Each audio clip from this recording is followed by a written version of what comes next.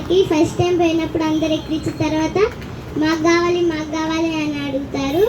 మా స్కూల్లో farmers day కూడా నేను రైసెస్ అన్ని తీసుకుపోయి అందరికి ఎక్స్ప్లెయిన్ చేసిన తర్వాత అందరూ అడుగుతున్నారు.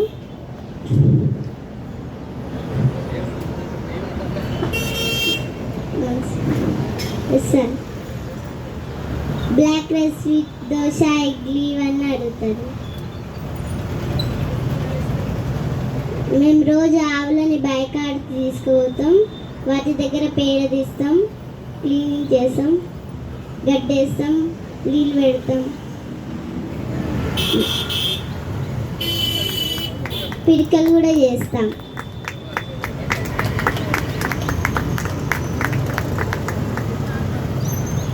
నిజంగా ఈ పిల్లలు ఆడపిల్లలు తల్లిదండ్రులు చేసేటటువంటి కష్టాన్ని చాలా తొందరగా గుర్తిస్తారు అని అంటారండి.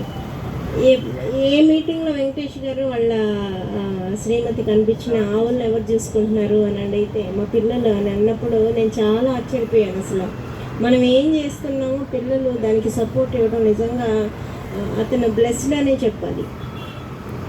వాళ్ళు చేసే మంచి పని గుర్తించి చిన్నపిల్లలు ఆవుల దగ్గర చేయడం. అసలు ఇంత వయసు పిల్లలు, ఈ పాప 5th క్లాస్ చదువుతుంది, ఇంత చిన్న పిల్లలు ఆవులు చూడగానే అయ్యో కుమ్ముతుందని అంత దూరం పరిగెడతారు. అసలు అలాంటి పిల్లలు మేతకు తీసుకెళ్ళటము, ఇంకా పేడ తీయటము, అలాగే వ్యవసాయంలో సహాయం చేయటం, ఎవరైనా అసలు ఎండకి కాసేపు ఉంటే ఏసీ కూర్చునే రూమ్లో కూర్చునే రోజులు ఇవి పిల్లలు, ఆడపిల్లలు.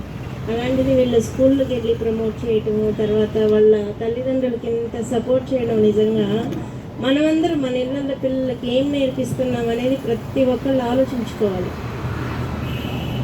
ఈ అమ్మాయి గత 3 సంవత్సరాల నుంచి నాకు ఇదే చెప్తున్నారు వెంకటేష్ గారు. అంటే ఇప్పుడు ఈ పాప 5th క్లాస్ చదువుతుందంటే సుమారుగా నాకు తెలిసి ఒక 12 ఇయర్స్ ఉండొచ్చు ఏమో వయసు. 12-13 ఇయర్స్ అంటే 3 సంవత్సరాలు అంటే 12-10 సంవత్సరాల నుంచి వీళ్ళు ఎంత సపోర్ట్ ఇస్తున్నారు అందరూ ఒకసారి ఆలోచించాలి. ఈ పిల్లలకి నిజంగా వెంకటేశ్వర స్వామి వారి ఆశీర్వాదం, ఆశీస్సులు ఎప్పుడు ఉండాలి, వీళ్ళని ఇలాగే బ్లెస్ చేస్తూ ఉండాలని మనస్ఫూర్తిగా కోరుకుంటున్నాను. వెంకటేష్ గారు మీకు కూడా, మేము 5 మంది ఆడపిల్లలు, మా అమ్మ నాన్నకి మా నాన్న ఎప్పుడు ఏ రోజు భారంగా భావించలేదు. 3 పిల్లలు అసలు ఈ వయసులో ఇంత అర్థం చేసుకున్నారు కాబట్టి మీరు అస్సలు భారం కాదండి, అదృష్టం ఆడపిల్లలు ఉన్నటువంటి. నాకు కూడా 2 ఆడపిల్లలు అండి. మేము 5 మంది ఆడపిల్లలు, అందులో నేను లాస్ట్, నాకు 2 అమ్మాయిలు. వాళ్ళు ఎంత సపోర్ట్ అంటే ఒకసారి నేను పిల్లల్ని వదిలేసి 15 రోజులైంది ఫామ్కి వెళ్ళి, అక్కడ ఏదో పనులు జరుగుతున్నాయి, రాలేకపోయాను. ఇంకా రేపు పొద్దున బయలుదేరుతామని అనుకుంటూ ఉండగా మా పెద్ద పాపకి 10th క్లాస్ బోర్డ్ ఎగ్జామ్స్. అప్పుడు నాకు ఏ రోజు ఏ ఎగ్జామ్ కూడా తెలియదు. వాళ్ళ చదువులు వాళ్ళే, అంటే చిన్నప్పటి నుంచి కూడా ఇండిపెండెంట్గా తయారు చేశాను నేను అమ్మాయిల్ని. అయితే ఎగ్జామ్స్ జరుగుతున్నప్పుడు ఇంకా రేపు ఎగ్జామ్, నేను రేపు సాయంకాలం బయలుదేరి ఫామ్ నుంచి ఇంటికి రావాలి. అనుకోకుండా ఒక ఆవు చనిపోయింది. చనిపోతే దూడ చాలా బాధ, గుండె పగిలి పాపం అది చాలా బాధకి లోనైంది. వీడియో కాల్ చేసి మా పిల్లలకి చూపిస్తే, నువ్వేం రావసరం లేదమ్మా, నీ అవసరం మాకంటే ఎక్కువ అక్కడ ఆ దూడకు అవసరం ఉంది, దాన్ని సెట్ చేసి నువ్వు ఇంటికి రా అంటే మళ్ళీ 15 రోజులు, అంటే 1 రోజుల తర్వాత ఎగ్జామ్స్ జరుగుతున్నా కూడా నేను ఇంటికి రాలేదు. ఇది జరిగి ఒక 3-3.5 సంవత్సరం అవుతుంది.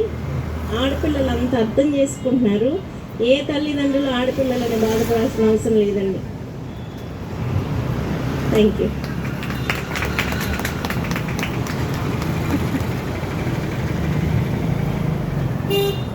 ఈరోజు మన మధ్యలో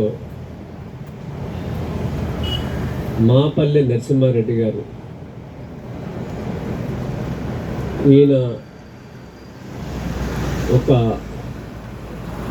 ఆధ్యాత్మిక వ్యవసాయము, ప్రకృతి వ్యవసాయం, పాలేకర్ గారు ఆధ్యాత్మిక వ్యవసాయం కూడా అంటారు. ఎందుకంటే ఆయన ఒక గుడి,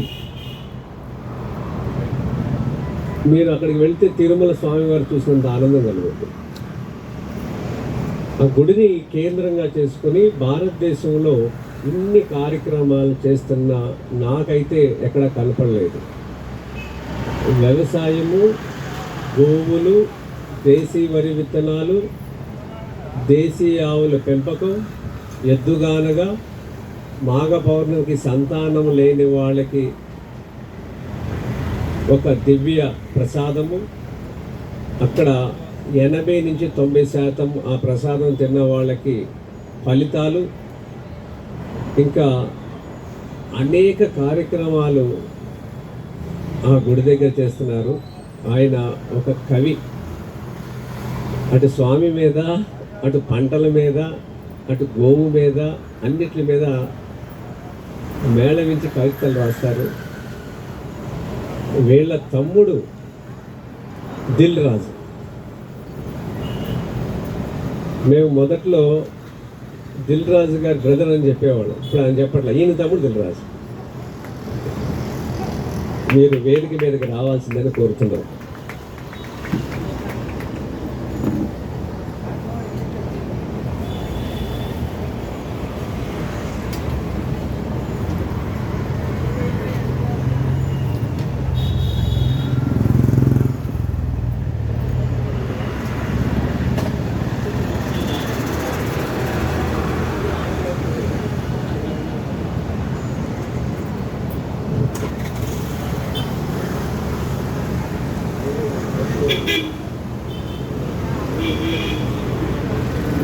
ఆస్మద్గురుభ్యో నమః.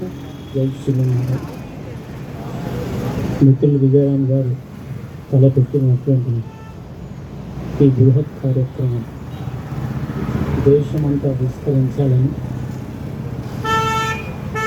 ఆవును జాతీయ జంతువుగా ప్రకటించాలనేటువంటి మనందరి కోరిక కోసం వారు ఇక్కడ నిరాహార దీక్షలో కూర్చోవడం, దానికి మద్దతుగా మనమందరం ఉండబడ్డాం. ఇందాక చిన్నారి మాట్లాడుతుంటే చాలా ఆనందం వేసింది. ఇది కదా మనం పిల్లలకు అందించే సంస్కారం, సంపద. సంపద అంటే ధనం కాదు, ఇల్లు, మిద్దెలు, మేడలు, నగలు. ఇది మనం సంపద అనేటువంటి భావిస్తున్న కాలంలో ఇది సంపద అని అమ్మాయి ఎంత చక్కగా